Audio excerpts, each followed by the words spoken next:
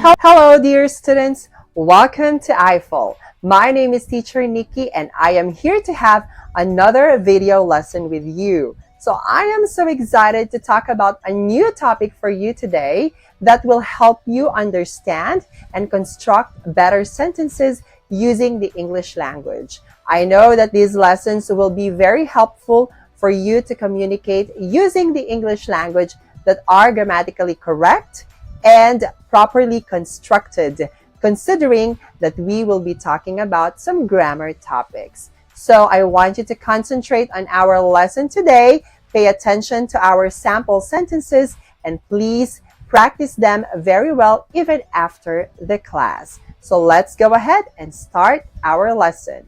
Let's go. So, for this lesson, let's go ahead and talk about the third part on the discussion about the causative verbs. For this one, we will be talking about the two remaining causative verbs, which are let and help. Okay, so these are two of the other most common causative verbs that we use in the English communication. All right, now let's begin with let as your causative verb. Now, this causative verb means to permit someone to perform a specific action or to do a specific action. So remember that one. There is a permission. You are allowing someone to do a certain action. Now, the form that you have to remember in this case is subject, let, object, which is usually a person, and then verb in your base form. All right, again, you have your subject, let, then your object, which is a person, usually, and then base form of the verb. Okay, let's take a look at some examples that we have here. Number one, Robert let me escape the prison. So Robert let me escape the prison. So allowed me to. Okay, let me go. So this is a an imperative sentence, okay, which means the subject you is hidden. So you let me go, allow me to go, something like this. Okay, next one, the teacher let the students discuss among themselves. Okay, so the teacher allowed the students. Next one, I let him drive my car. Okay. So and then the last one, let us laugh and live a happy life. Okay. So if you remember, okay, I told you before that when you are considering your causative verb, you also have to look at the second verb. So in this case, so let is usually used with the base form of the verb. Okay. So please take note of that. So one more thing about let, it means to permit or to allow. Okay, now, when you are actually using the verb permit or allow, which are also kinds of causative verb, okay, they do not follow this structure. Okay, so it follows the regular sentence pattern in the English language. Okay, so remember when you're using permit or allow, so subject, permit, allow, object, and then your infinitive or your two infinitive verb. Okay, for example, John allowed him to drive his car. He always allows him to do that. And then the teacher allowed me to sit for the exams. Okay? So please take note of that if you're using the verb allow or permit. Okay? Please take note when you are also using the causative verb let. Okay.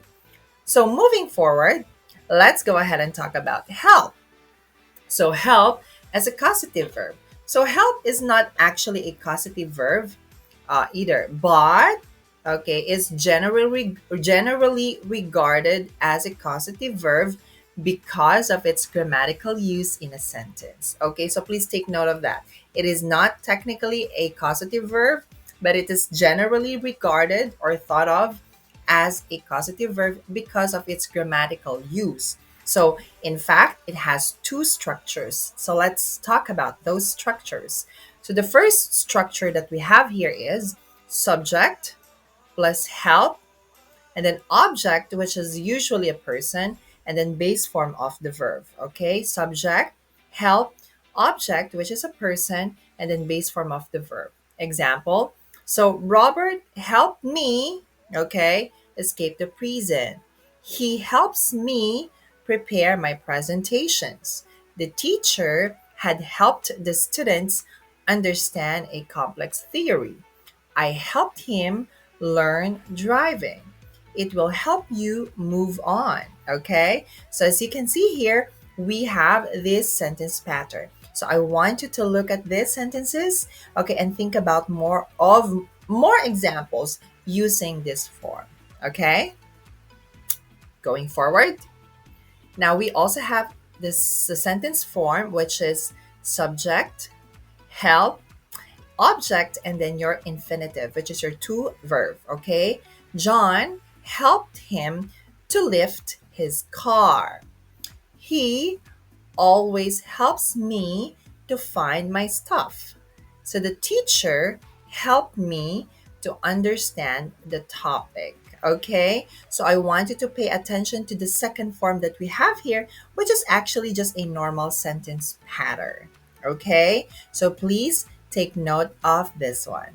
All right. So I hope you find our lesson today very helpful. So as I always say, the secret in making your communication skills in English better is constant practice. So I want you to please keep on practicing all the lessons that we've had in the past and even this present lesson. So I know that you can do it really well and you'll improve yourself eventually. So just keep believing in yourself and practice more, okay?